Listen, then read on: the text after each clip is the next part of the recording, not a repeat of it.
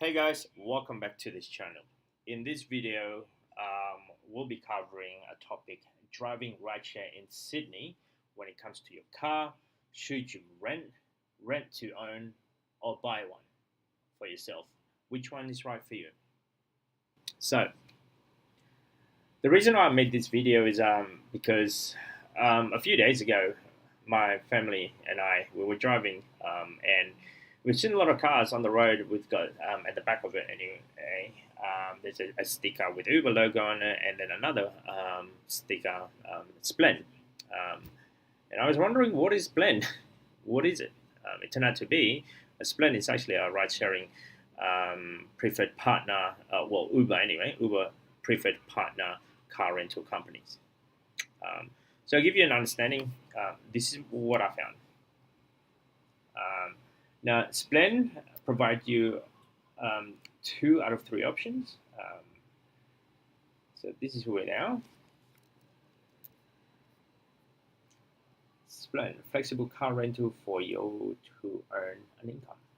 Sign up in 30 seconds. So apparently you can rent it from $200 or own it for about $270 per week. Anyway, you can go through it yourself, but what I found that is somewhat interesting is the breakdown of it. Now, rent or rent to own, which one is right for you? Now, if you want to own your own car, Splend rent to own plan could save you in the long term. Use our comparison table below to compare your options. Now, this is based on a 2018 Kia Sportage SUV. Now, first of all, as a ride-sharing a driver, I would not use an SUV. I would not use a new vehicle for this, especially if you're thinking of doing this for full-time or part-time. One, the fuel consumption is very high. 2, in Sydney anyway, there's a lot of narrow roads, especially around a certain suburb. 3, to me, doesn't make sense if you're thinking of buying a new car just for this, or rent a new car just for this. Majority of the rides that I myself as a consumer uses, living in Sydney, I do a lot of short trips around town. Now, around town, you're looking at about 10 or 15-minute drive, average. And I don't need an SUV, especially for a budget, for UberX or Uber Pool user, that is. So I don't understand why you need to buy a new car, let alone an SUV just for this. I get it that if you have other commitment with it, maybe you're using it for a family car, that's totally understand. But or other activities outside of using for ride sharing.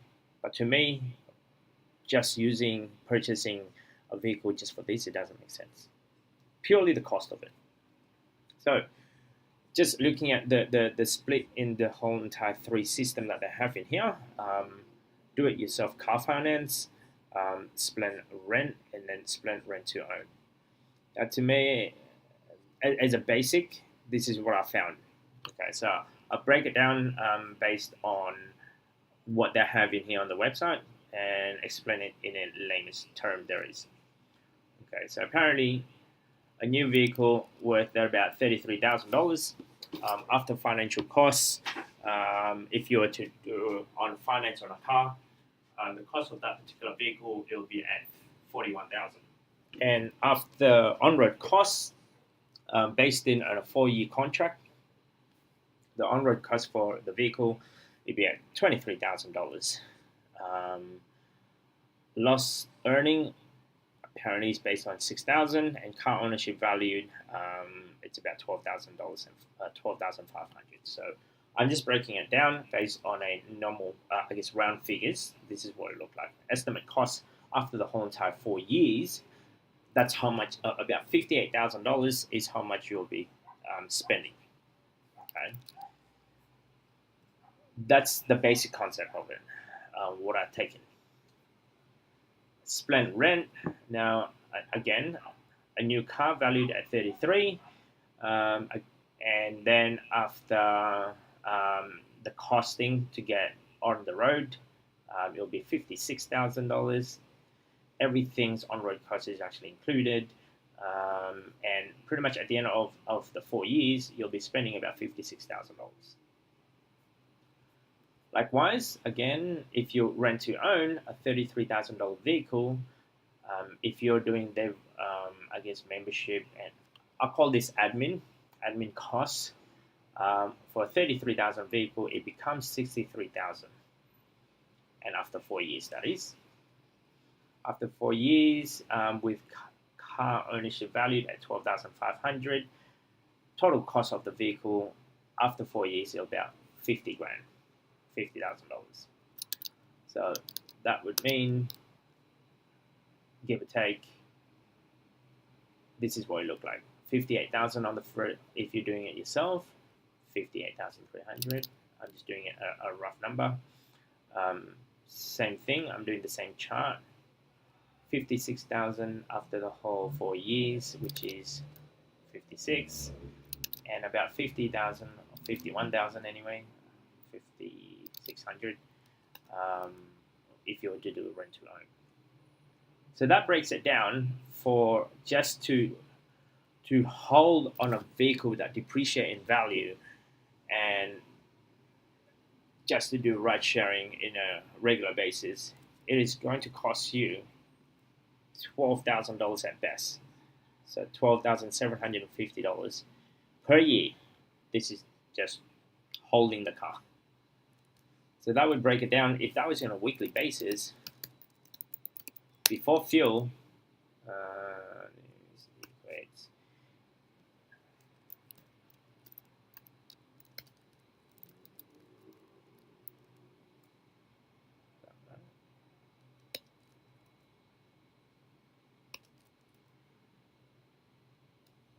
so before fuel, at best case scenario, it will be costing you $245. Why would you buy a car that is costing you about $12,000 a year, or $13,000 a year in this case, where you can buy a second-hand vehicle that is suitable for Uber requirements at $10,000 every, let's say, 3 to 4 years? This is what I mean. Let me explain how it works. Okay, so if you purchase a vehicle, so this is buy your own. Well,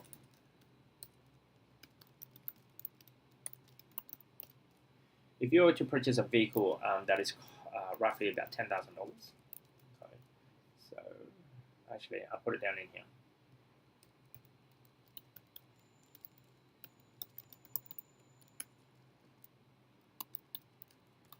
So if the car was, let's say, $10,000, because I don't think you should be spending more than $10,000 on a vehicle that is going to be running on the road nearly every day of the week.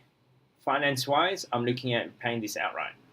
Okay, so if you have $10,000, great, buy a vehicle that is at $10,000. Because at the end of the day, at best case scenario, it's going to cost you about $10,000, more than $10,000 a year anyway. Let's assume that on-road cost, it would cost the same amount, $23,000 based on the plan that they have, the on-road cost, do it yourself. Let's assume this, comprehensive car insurance, car radio, CTV green, sleep, schedule maintenance, and whatnot. 23 grand. That's in 4 years, yeah? So the car that you bought at $10,000,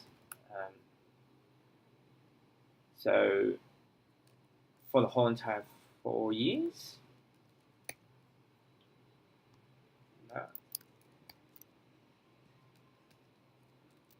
so that would cost you for the whole entire lot is $33,000. A yearly breakdown of it.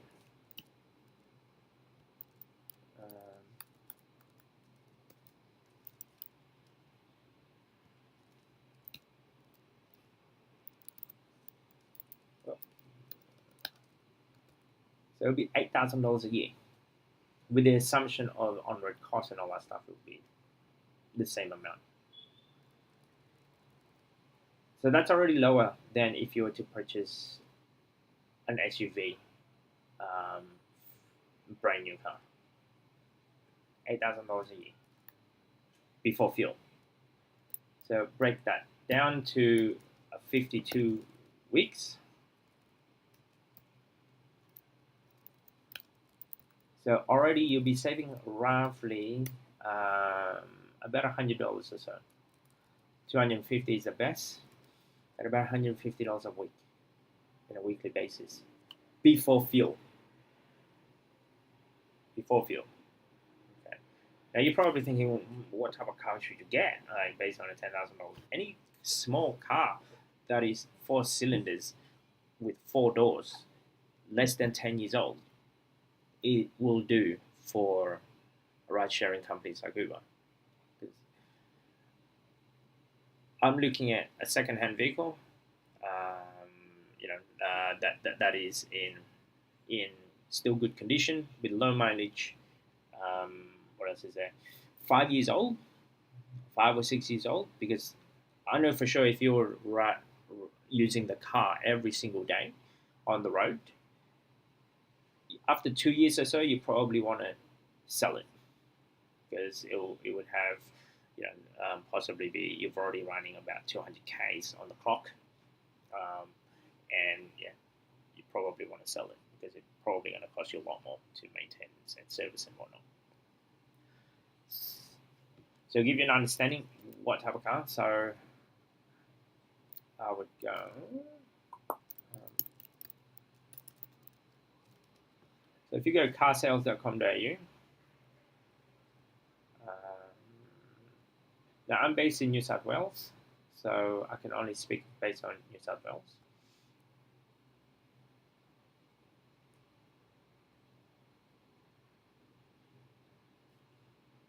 Okay. Get a cheap car that is, I would suggest to purchase a car that is, let's say 5 years or younger, not older. So about 2014, 2000, maybe about 2013 or so.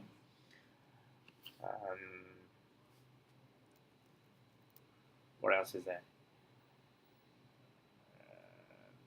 I would probably go an automatic because instead of in Sydney anyway, there's a lot of, especially when you're driving around the CBD, there's a lot of, I guess, stop go type of thing. Automatic. What else would I change? So $10,000 is the max.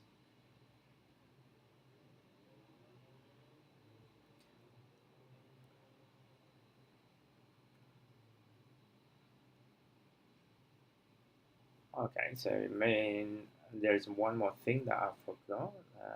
Doors. It's got to be 4 doors or higher.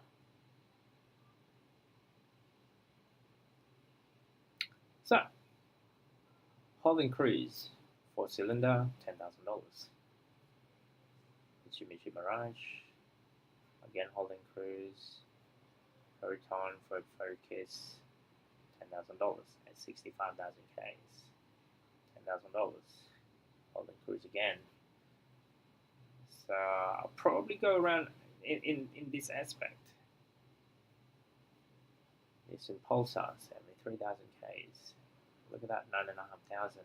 Holland Cruise again for 75,000 Ks at $7,000. So these cars is actually enough to have it for ride sharing. You don't need a fancy 4-wheel drive. For what reason? Unless you go to the airport every single day, majority of the time it's only going to be 2 people and maybe 2 suitcases. And if it doesn't fit, it doesn't fit. You probably, you can't cater for everyone. But yeah, look at this, $9,000, 10. Hyundai Elantra, 10. Holland Cruise. And this is based on a 4-cylinder vehicle. Let's suppose that we're clear.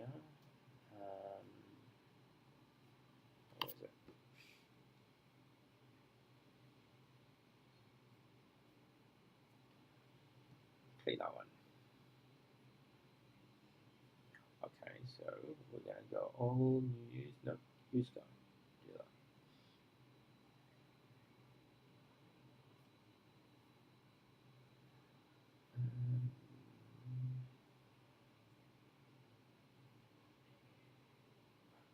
So, okay, this one is better. $25,000 in a clock. Yes, it's a hatch, but Nissan Micra that might be a bit too small. Suzuki Alto might be too small. Nissan Micra might be too small because of the boot. Hyundai i20, yeah, possibility, but it might be too small. Or the Barina too small. Let's see what else is there.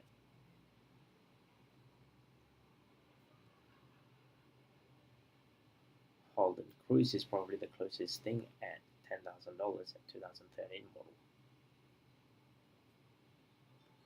Mazda 2, Suzuki Alto, Holden Cruise again. It seems like there's a lot of Holden Cruise. Cherry, some people say it's good, some people say it's bad. Don't know. I don't own a Cherry. Ford Focus, $10,000 again. It's a smaller car, 1.6 liter 4-cylinder. It's in Pulsar. Back to that. It's in Pulsar area again. So you get what I mean. You don't need an SUV. You don't need a big vehicle because having a big vehicle will be a waste. Yes, it looks pretty cool on the road. Hey, I'm driving a big car, but if you're only doing this for business and business purposes, then yeah, I would recommend just get a second-hand car that is about $10,000 or less, because the numbers before fuel alone, assuming that on-road cost is actually at the same dollar figure, which is not, which is a lot lower because you're actually having a smaller car. At worst case scenario, based on the same numbers, you're already saving yourself about $100 a week. $100 a week, that means it's less driving on the road there for you. That's what's the equivalent to if I took a typical fare, I don't know, about $20 per fare. So that's about, I don't know, give or take about 5 less passengers that you do, which is equivalent to if you do 2 hours, 2 passenger an hour. So that's equivalent to about 2.5 hours to 3 hours less of driving time that you would have done if you were doing rent to own based on that. So yeah, anyway, that's all my thoughts.